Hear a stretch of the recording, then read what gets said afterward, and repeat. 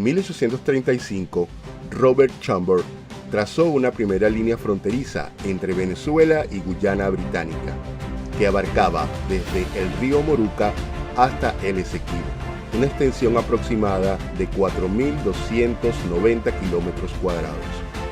Sin embargo, en 1839 trazó una segunda línea llamada Norte-Sur, que abarcaba desde la desembocadura del Anauco hasta el monte Roraima, que representaba unos 141.930 kilómetros. La migración de los colonos británicos hacia los territorios situados más allá de la margen izquierda del río Esequibo originaron la primera reclamación de Venezuela ante el Reino Unido.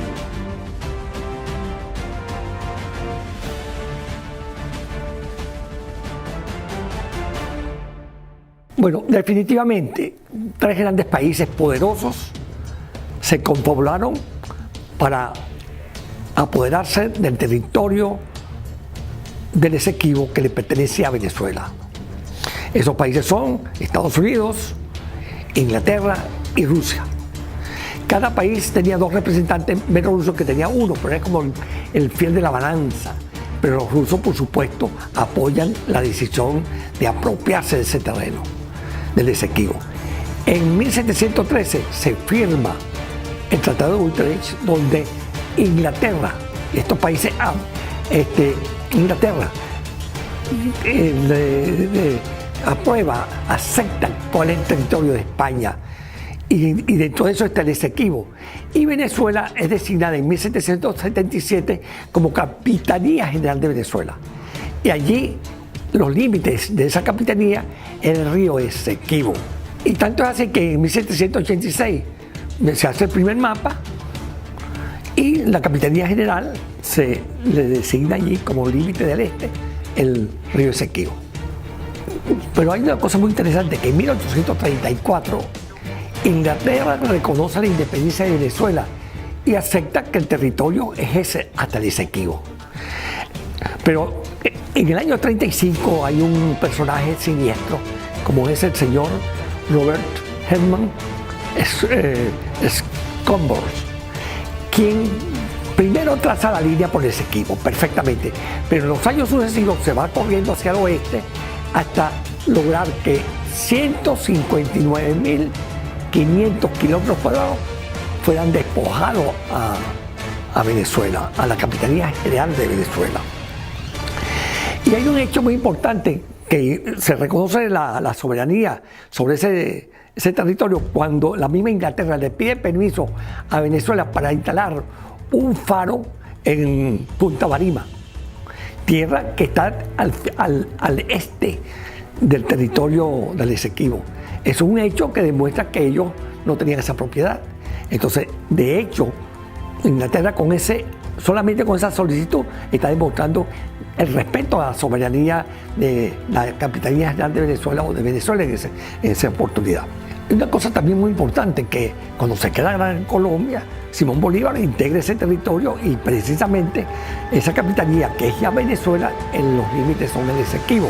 Ya después que muere Simón Bolívar en 1830, se produce la separación de la Gran Colombia.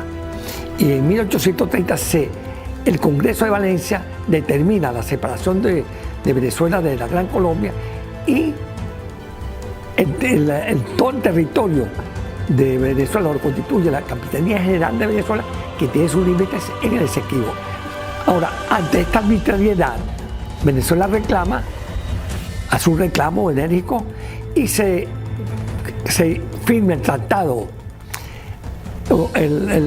digamos el tratado con Gran Bretaña, que es el laudo arbitral. Este laudo arbitral fue firmado en 1899 y precisamente Venezuela en ese momento tiene una situación muy grave, que el presidente Luis Ignacio Andrade está en huida porque viene el cabito Cipriano Castro a tomar el poder en Caracas y él huye, o sea que Venezuela prácticamente no tenía gobierno y no tuvimos un hombre que dominara el idioma inglés para hacer esa defensa. De tal manera que nosotros concebimos que esa situación de de todo lo que hizo Inglaterra fue una maniobra bien urdida en detrimento de nuestra posición. Y lo que se, como dice Iuri Posetti, Iuri, lo que se posee es poseído. De tal manera pues que Venezuela es despojada de ese territorio por estos tres países, aunque después uno de los miembros de esos tres países deja una carta y dice que una vez que él muera, que se lea. Y ese mismo dirigente o ese mismo líder norteamericano denuncia que sí, que fue urdida una maniobra contra nuestro país, Venezuela. Ahora bien, en el año 18, recientemente, Guyana se dispone a demandar a Venezuela unilateralmente.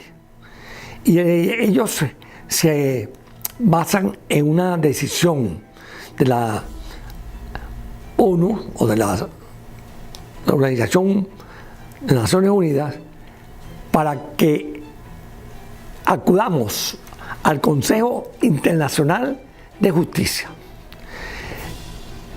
Guyana se agarra de allí,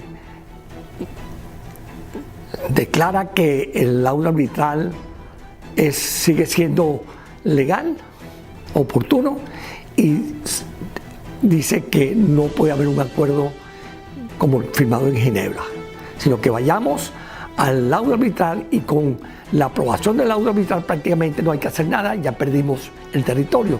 Esto no lo aceptó Venezuela, entonces Venezuela decide reclamar a las Naciones Unidas esta situación para lograr que se siga con el acuerdo de Ginebra, que es un acuerdo de carácter amistoso, o la actividad, es decir, la controversia se va a resolver por la amistad, por medidas prácticas, donde no haya actitudes guerreristas de ninguna parte, pero esto no lo tolera Guyana e incide y continúa presionando para que se haga unilateralmente esta demanda, y Venezuela pues no va a aceptarla porque Venezuela considera que el laudo arbitral ya no existe. Es más, cuando se firma el Acuerdo de Ginebra en 1966 con el gobierno de Raúl Leoni, prácticamente se acepta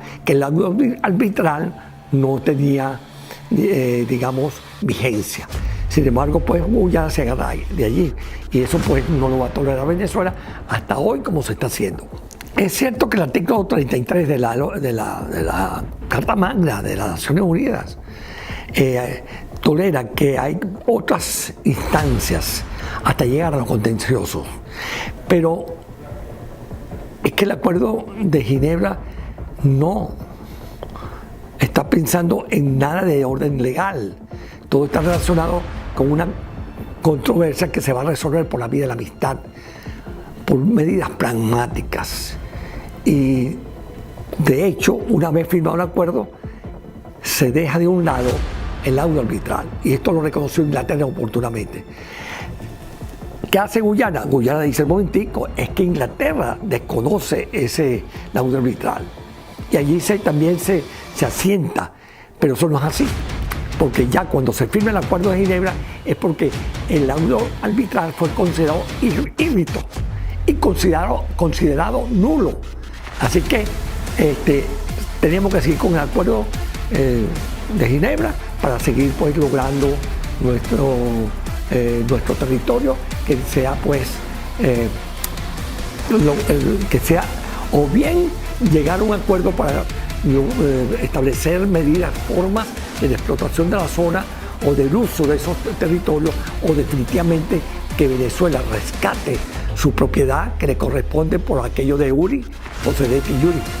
Fíjense, hay algunos críticos y personas analistas que sostienen que Venezuela debió firmar fue con Inglaterra, con Gran Bretaña, que eran las dos naciones comprometidas.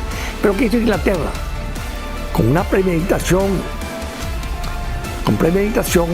logró decir, bueno señores, si nosotros nos comprometemos en el Acuerdo de Ginebra, pero si Guyana se independiza, es Guyana la que va a seguir discutiendo con Venezuela su controversia para reparar lo relacionado con ese territorio.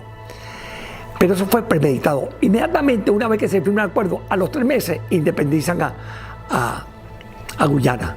Y Guyana se constituye una nación, y ahora vamos a hablar de Guyana a Venezuela, de tú a tú. Y Inglaterra, Gran Bretaña se echa a un lado, y deja ahora la discusión ahí. Ahora, ¿qué le interesa a Inglaterra? Explotar con nueva concepción colonialista, explotar esas tierras que son ricas en minerales, que son ricas en materia maderera. A ellos les interesa eso. Es más, muchos países están pues participando en la explotación de esa zona, incluyendo los Estados Unidos. Así que esto fue muy bien premeditado, muy bien preparado para despojar a Venezuela. Y tanto es así que nosotros no tuvimos un representante cuando se hizo el acuerdo, el aula arbitral. Como ya dije, fueron 2 norteamericanos, 2 ingleses y un ruso. Ahí no tuvimos nosotros participación. Ellos decidieron lo que más les convenía a Inglaterra. Ahora bien, hay una cosa muy importante. Si hay un acuerdo para resolver una controversia por la vía de la amistad, de los acuerdos amistosos, y que si buscara maneras prácticas, ¿qué hace Venezuela? No puede rechazar a Guyana y la reconoce como nación. Pero ahí viene el gran problema ahora. Ahora la discusión es con Guyana. Y como yo dije anteriormente, Inglaterra se echa a un lado, pero con la finalidad de seguir explotando a Guyana por esas condiciones pues, que parece ser que Dios nos concedió de esas tierras poderosas económicamente. Bueno, hay una cosa muy importante para nosotros, y eso es un problema sentimental y de espiritualidad. Entender entonces que el señor Guterres, el actual secretario general de las Naciones Unidas, pareciera pues que está en contubernio con Guyana y la apoya. Hay quienes opinan, nuestra gente, que debemos ir al Consejo Internacional de Justicia. Otros dicen que no. E incluso hay la norma en el artículo 53 dice que asistir o no asistir no impide, no constituye una penalidad, no constituye una actitud beligerante y que se nos vaya a sancionar por eso. No, sencillamente, si no asistimos, no hay penalidad y se seguirá discutiendo, se seguirá en el acuerdo de Ginebra hasta lograr nuestros propósitos. Como dije, pues Venezuela pudo rechazar de pleno esa actitud de Guyana. Sin embargo, por respeto al Consejo Internacional de Justicia y respeto a las Naciones Unidas, Venezuela aceptó eso e incluso fíjense que se aceptó hasta reconocer a Guyana como nación independiente, soberana. Pero esto nos trajo problemas a nosotros porque hay un tercer factor interviniendo. Y entonces, como dije, bueno, y Inglaterra se lavó las manos y dejó las cosas allí. Y ahora nos corresponde a nosotros una lucha de lograr pues acuerdos con Guyana, y la cosa se está complicando porque Guyana ahora no quiere reconocer el acuerdo, sino el aula arbitral, y que ellos dicen que tienen basamento pues, para eso desde un principio, porque ya Inglaterra había dicho posteriormente que ellos consideran que el aula arbitral no era nulo, a pesar de que el acuerdo de Ginebra lo establece que sí es nulo y que es irrito. Ahora, el Consejo Internacional de Justicia tendrá que revisar su jurisdiccionalidad, en este caso de conformidad con el artículo 33 de sus estatutos. Así que tiene que revisarlo. Y a pesar de que también hay gente nuestra, jurista, que dice que deberíamos asistir, bueno, Venezuela se resiste a hacerlo. La vicepresidenta asistió a ese consejo y allí se llegó a un acuerdo de en 5 meses presentar unas memorias, tanto Guyana como Venezuela, para luego proseguir en el proceso que las Naciones Unidas está proponiendo. Hasta ahora pues nos resistimos a asistir y resolver la controversia dentro del Consejo Internacional de Justicia.